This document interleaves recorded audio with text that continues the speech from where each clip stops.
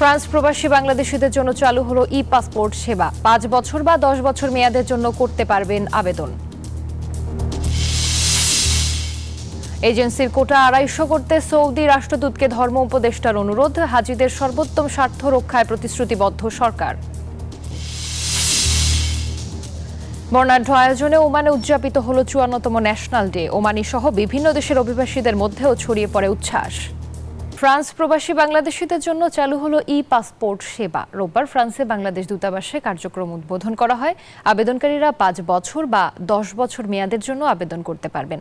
1 মাসের মধ্যে মিলবে ই-পাসপোর্ট। মামুন মাহিনের পাঠানো তথ্য ও চিত্রে ডেস্ক রিপোর্ট। প্রবাসী বাংলাদেশিদের দীর্ঘদিনের দাবি প্রেক্ষিতে ই-পাসপোর্ট সেবা চালু করেছে ফ্রান্সের বাংলাদেশ মিশন। অনুষ্ঠান উদ্বোধন করেন ফ্রান্সে নিযুক্ত বাংলাদেশের রাষ্ট্রদূত খন্দকার এম তালহা। বিশেষ অতিথি ছিলেন প্রকল্প পরিচালক ব্রিগেডিয়ার জেনারেল মোহাম্মদ নুরুল সালাম। বর্তমানে যে এই পাসপোর্ট বিভিন্ন জায়গায় দেশে এবং বিভিন্ন দূতাবাসের মাধ্যমে দেওয়া হচ্ছে, তার জন্য একটি সুনির্দিষ্ট পরিপত্র রয়েছে যার ভিত্তিতে আবেদন করতে হয়। তো সেই অনুযায়ী আসলে আমাদের প্যারিসে তার থেকে ব্যত্যয় করার কোনো সুযোগ নেই।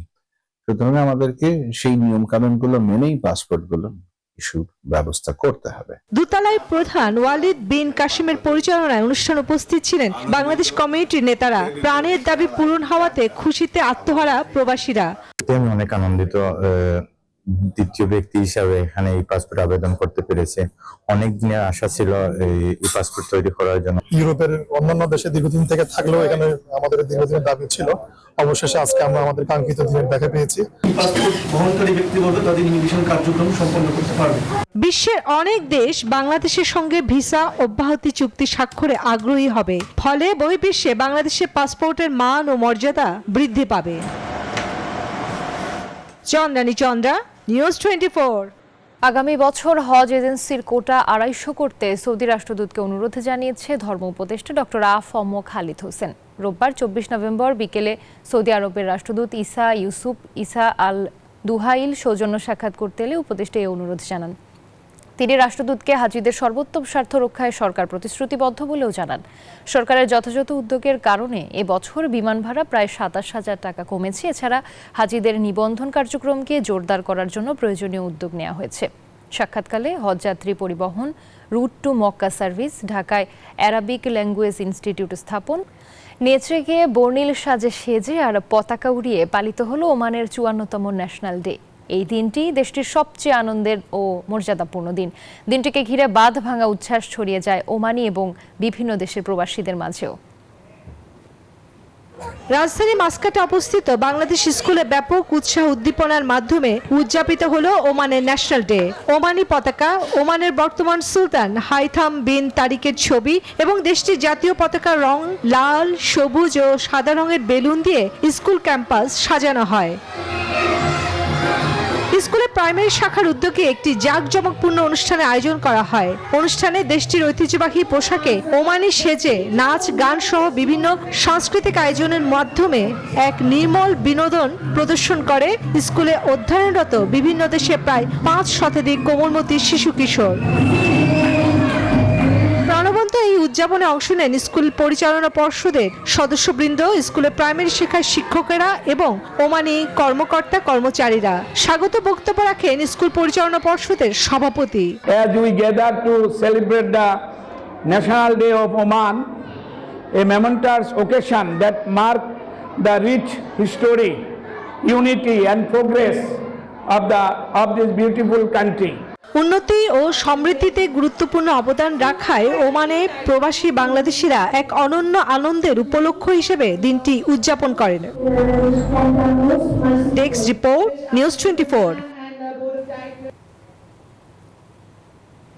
তারেক রহমানের জন্মবার্ষিকীতে হাটহাজারী প্রবাসী জাতীয়তাবাদী ফোরামের নবগঠিত কমিটির পরিচিতি সভা অনুষ্ঠিত হয়েছে সৌদি আরবের জেদ্দায়। সভাপতিত্ব করেন ফোরামের নবনির্বাচিত সভাপতি এইচ.এম. মহিনুদ্দিন। সাধারণ সম্পাদক জয়নাল আবেদিনের পরিচালনায় প্রধান অতিথি ছিলেন ফোরামের প্রধান উপদেষ্টা নজরুল ইসলাম তালুকদার। বক্তব্য রাখেন মোহাম্মদ হারুন, মোহাম্মদ ইয়াসিন, মোহাম্মদ শাহাদাত হোসেন রিমন, মোহাম্মদ আশরাফ সহ আরও অনেকেই।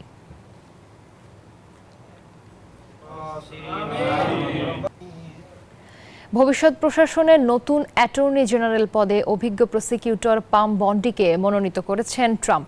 যৌন কেলেঙ্কারি সহ বিভিন্ন কারণে বিতর্কের মুখে ম্যাট গেটস সরে যাওয়ার পর পাম বন্ডিকে বেছে নিয়েছেন নবনির্বাচিত মার্কিন প্রেসিডেন্ট। যুক্তরাষ্ট্রের নবনির্বাচিত প্রেসিডেন্ট ডোনাল্ড ট্রাম্প অবশেষে অবস্থান বদলেছেন। তার ভবিষ্যৎ প্রশাসনের অ্যাটর্নি জেনারেল পদে নিজের একান্ত অনুগত পাম বন্ডিকে মনোনয়ন দিয়েছেন তিনি। পাম বন্ডি ফ্লোরিডার সাবেক নারী অ্যাটর্নি জেনারেল এবং ট্রাম্পের ঘনিষ্ঠ সমর্থক হিসেবেই পরিচিত। এর আগে এই পদে ট্রাম্পের মনোনয়ন পেয়েছিলেন ম্যাট গ্যাটস। যৌন কেলেঙ্কারি ও নিষিদ্ধ মাদক ব্যবহারের অভিযোগের পরিপ্রেক্ষিতে ব্যাপক সমালোচনার মুখে পড়েন গ্যাটস। এরপর ডেমোক্রেট ও রিপাবলিকান আইন প্রণেতাদের বিরোধিতার মুখে গ্যাটস নিজের মনোনয়ন প্রত্যাহার করে নেন। ফ্লোরিডার সাবেক ফেডারেল কৌশলী বার্তা সংস্থা রয়টার্সকে বলেন, কাগজে কলমে এই পদের জন্য পাম বন্ডি একজন যোগ্য ব্যক্তি। তিনি পুরো জীবন মামলা পরিচালনা করে কাটিয়েছেন। অ্যাটর্নি জেনারেল পদে পাম বন্ডির নিয়োগ চূড়ান্ত হতে কংগ্রেসের উচ্চকক্ষ সিনেটের অনুমোদন প্রয়োজন হবে। চন্দ্রা, নিউজ 24। আর 1.5 মাসের মতো দায়িত্বে আছেন। যুক্তরাষ্ট্রের প্রেসিডেন্ট হিসেবে দায়িত্ব পালন করা তার জীবনের সম্মানের। ক্ষমতার একেবারে শেষ সময়ে এসে আবেগঘন বক্তব্য দিলেন মার্কিন প্রেসিডেন্ট জো বাইডেন। ক্ষমতার একেবারে শেষ সময়ে মার্কিন প্রেসিডেন্ট জো বাইডেন শেষ বেলায় হোয়াইট হাউসের দক্ষিণ আঙিনায় স্থানীয় সময় 22 নভেম্বর এক নৈশভোজে যোগ দেন।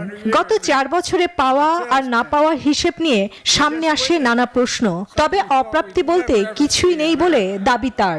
America's better positioned to lead the world today than any point in my 50 years of public service. I followed that standard because I had no choice. I'm Joe Biden's husband. 2020 সালে যে পরিস্থিতির মধ্যে দেশের দায়িত্ব নিয়েছিলেন সে সময় আর নেই বলে দাবি করেন বাইডেন। বলেন, যেখানে যুক্তরাষ্ট্রকে রেখে যাচ্ছেন আগের চেয়ে অনেক ভালো অবস্থানে। Pandemic we'd seen in over 100 years. Our economy was in a tailspin. We just witnessed something we thought we'd never ever see in America. আবেগতাড়িত কণ্ঠে বেশ কিছু বিষয়ে স্মৃতিচারণ করেন বাইডেন। জীবনের প্রতিকূল মুহূর্তে ফার্স্ট লেডি জিল বাইডেন পাশে থেকে অভাবনীয় সমর্থন জুগিয়েছেন বলেও জানান মার্কিন প্রেসিডেন্ট। এ সময় মঞ্চে সহধর্মিণী জিলও বাইডেনকে প্রশংসায় ভাসান। তখন আর চোখের পানি ধরে রাখতে পারেননি বাইডেন। 4 years is breathtaking. ভুল চিকিৎসায় শিক্ষার্থী মৃত্যুর অভিযোগে হঠাৎ রণক্ষেত্র পুরান ঢাকার জনসন রোড।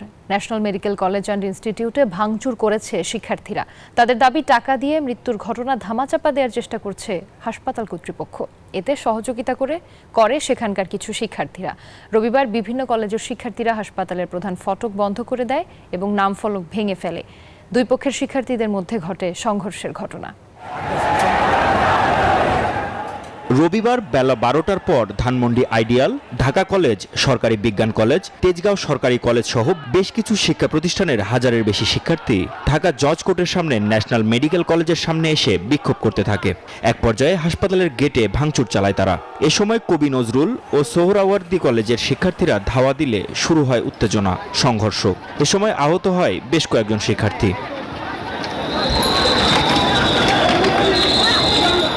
মারা যাওয়া শিক্ষার্থীর পক্ষে কয়েকজন অভিযোগ করেন, ডক্টর মাহবুবুর রহমান মোল্লা কলেজের শিক্ষার্থী অভিজিৎ হাওলাদার ডেঙ্গুতে আক্রান্ত হয়ে ন্যাশনাল মেডিকেলে ভর্তির 2 দিন পর 18 নভেম্বর মারা যান। পরে টাকা দিয়ে বিষয়টি ধামাচাপা দেওয়ার চেষ্টা করে হাসপাতাল কর্তৃপক্ষ।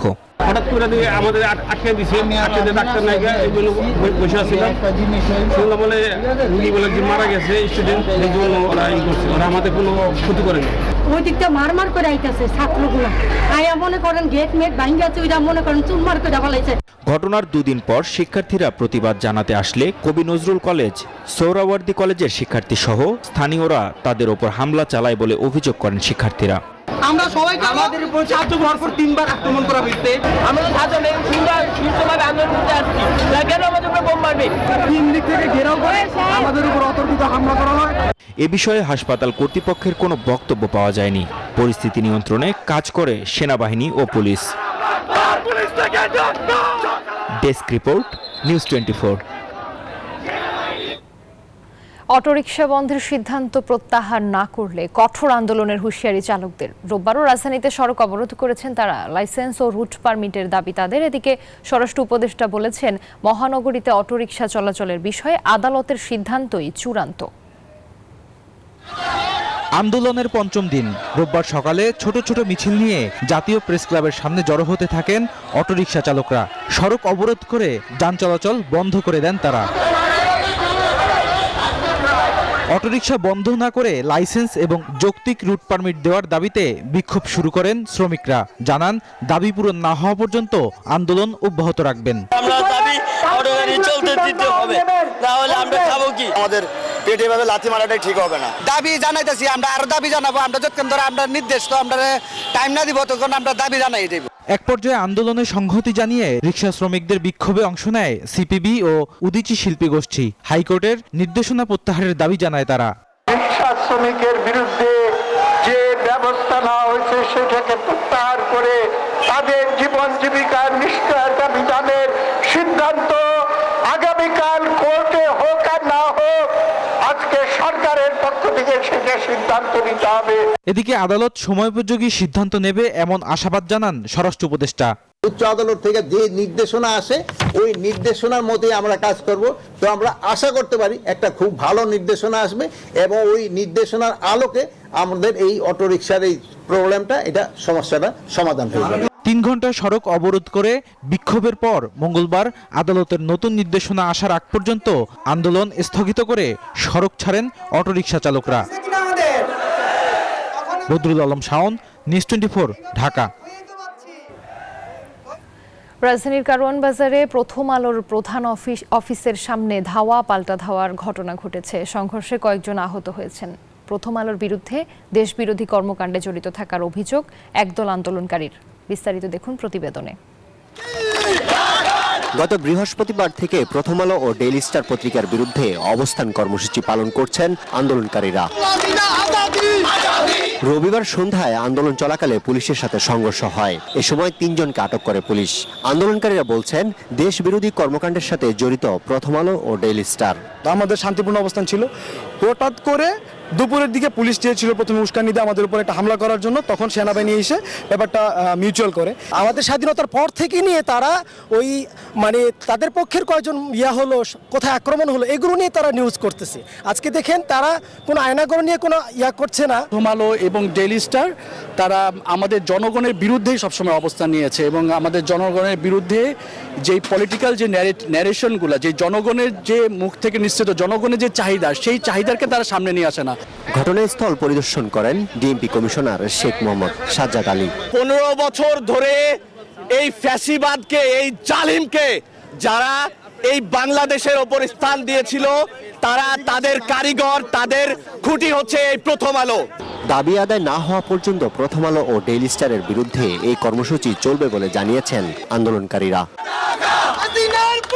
আরিফুল ইসলাম, নিউজ 24, ঢাকা। চট্টগ্রামের রাউজান উপজেলার পথের হাট এলাকায় ৩৯৭তম শাখার উদ্বোধন করেছে ইসলামী ব্যাংক বাংলাদেশ। পথের হাট শাখার উদ্বোধনী অনুষ্ঠানে ঢাকার প্রধান কার্যালয় থেকে ভার্চুয়ালি যোগ দেন ব্যাংকের চেয়ারম্যান ওবায়দুল্লাহ আল মাসুদ। অনুষ্ঠানে বিশেষ অতিথি হিসেবে উপস্থিত ছিলেন রিস্ক ম্যানেজমেন্ট কমিটির chairman professor doctor M Masud Rahman ও স্বতন্ত্র পরিচালক মোহাম্মদ খুরশিদ ওয়াহাব। ম্যানেজিং ডিরেক্টর মোহাম্মদ মনিরুল মৌলার সভাপতিত্বে কল্যাণমুখী ব্যাংকিংয়ের উপর মূল বক্তব্য উপস্থাপন করেন শরিয়া সুপারভাইজিং কমিটির সদস্য সচিব প্রফেসর ডক্টর মোহাম্মদ আব্দুস সামাদ।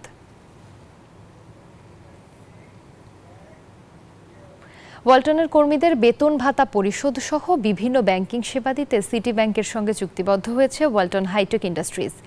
রোববার রাজধানীর বসুন্ধরায় ওয়ালটন হাইটেকের কর্পোরেট অফিসে সিটি ব্যাংকের সঙ্গে চুক্তি স্বাক্ষরিত হয়। চুক্তির আওতায় এখন সিটি ব্যাংক থেকে বেতন ভাতা, অর্থ প্রদান, অর্থ সংগ্রহ, ডেবিট ও ক্রেডিট কার্ড সহ পার্সোনাল, হোম ও কার লোন সুবিধা ইত্যাদি প্রয়োজনীয় ব্যাংকিং পরিষেবা পাবেন ওয়ালটন পরিবারের সদস্যরা।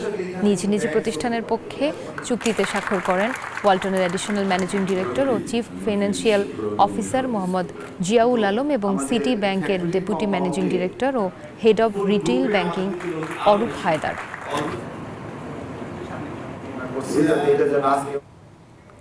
অপরাধী যেই হোক না কেন তার বিরুদ্ধে আইনি ব্যবস্থা নেওয়া হবে বলে জানিয়েছেন বিএনপির যুগ্ম মহাসচিব রুহুল কবির রিজভী। দুপুরে নাটোরের স্থানীয় বিএনপি নেতাকর্মীদের মারপিটের শিকার সাবেক ছাত্রলীগ নেতা উজ্জ্বল কুমারের সাথে সাক্ষাৎ করেন তিনি। পরে শহরের আলাইপুর জেলা বিএনপি কার্যালয়ে অভিযুক্তদের ব্যাপারে প্রশাসনিক ও সাংগঠনিক ব্যবস্থা গ্রহণের কথা জানান তিনি। বলেন, বিএনপির ভারপ্রাপ্ত চেয়ারম্যান তারেক রহমানের নির্দেশে উজ্জ্বলের পরিবারের সাথে কথা বলেন এবং সহযোগিতার আশ্বাস দিয়েছেন। নির্বাচন কমিশন হচ্ছে একটা স্বাধীন সাংবিধানিক সংস্থা, তাদের তো নিজস্ব ক্ষমতা আছে। আপনার নির্বাহী বিভাগ যদি তাদেরকে কোনো আদেশ করে, অন্যায় আদেশ করে, সেটা না শোনার তাদের অধিকার আছে। কিন্তু শেখ হাসিনা বেছে বেছে এমন লোকদের দিয়ে নির্বাচন কমিশন করতেন যারা শেখ হাসিনার কৃতদাস হিসাবে কাজ করত। এদের কাছে অবাধ সুষ্ঠু নির্বাচন, এদের কাছে কি বলে যে ইনক্লুসিভ নির্বাচন, এটা কোনো মূল্যই ছিল না। গত 16 বছর বাংলাদেশের মানুষের জীবনের কোনো স্বাধীনতা ছিল না বলে মন্তব্য করেছেন বাংলাদেশ জাতীয়তাবাদী যুবদলের সাধারণ সম্পাদক নুরুল ইসলাম নয়ন। সন্ধ্যায় জামালপুর শহরের ফুলবাড়িয়া পুরাতন ঈদগাহ মাঠে কর্মী সভায় এসব কথা বলেন তিনি। বলেন, পার্লামেন্ট ছিল কিন্তু তার কার্যকারিতা ছিল না, নির্বাচন কমিশন ছিল কিন্তু মানুষের ভোটাধিকার ছিল না, আইন আদালত ছিল কিন্তু ন্যায় বিচার ছিল না, বিচার প্রার্থীর রাজনৈতিক পরিচয়ে বিচারের রায় নির্ধারিত করা হতো বলেও জানান তিনি।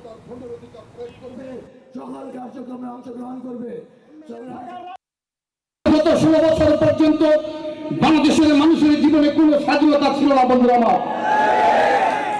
একটি পার্লামেন্ট ছিল কিন্তু কোনো কার্যকারিতা ছিল না, কারণ পার্লামেন্টে যে সকল সদস্য ছিল তারা কেউ জনগণের ভোটে নির্বাচিত হয়ে আসেনি।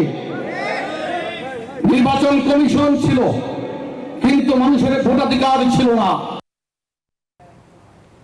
আন্তঃবাহিনী ভলিবল প্রতিযোগিতা 2024-এর উদ্বোধন করা হয়েছে। রোববার ঢাকার কুর্মিটোলায় বাংলাদেশ বিমান বাহিনী ঘাঁটির ভলিবল মাঠে প্রধান অতিথি থেকে এর উদ্বোধন করেন সহকারী নৌবাহিনী প্রধান রিয়ার অ্যাডমিরাল মোহাম্মদ জহির উদ্দিন। প্রথম দিনের খেলায় বাংলাদেশ সেনাবাহিনী দল 3-1 সেটে বাংলাদেশ বিমান বাহিনী দলকে পরাজিত করে। প্রতিযোগিতায় বাংলাদেশ সেনাবাহিনী, নৌবাহিনী এবং বিমান বাহিনী অংশগ্রহণ করছে। অনুষ্ঠানে সেনাবাহিনী, নৌবাহিনী ও বিমান বাহিনীর ঊর্ধ্বতন কর্মকর্তা এবং অন্যান্য পদবীর সদস্যরা উপস্থিত ছিলেন। অসাধারণভাবে দৃষ্টিনন্দন সার্ভিস তুলে দিয়েছে। এই ছিল নিউজ 24 প্রবাসের সংবাদে। ধন্যবাদ সবাইকে।